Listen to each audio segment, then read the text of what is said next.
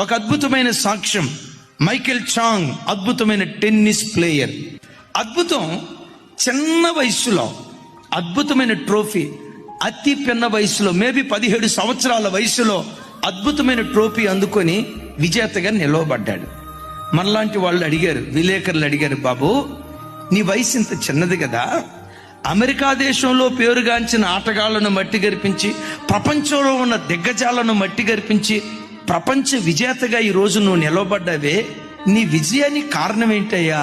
ఆయన అన్నాడు, నా విజయానికి 2 కారణాలు. ఒకటి, నా విజయానికి మొదటి కారణం నా ఆరాధ్య దైవం ప్రభు అయిన యేసు క్రీస్తు వారు.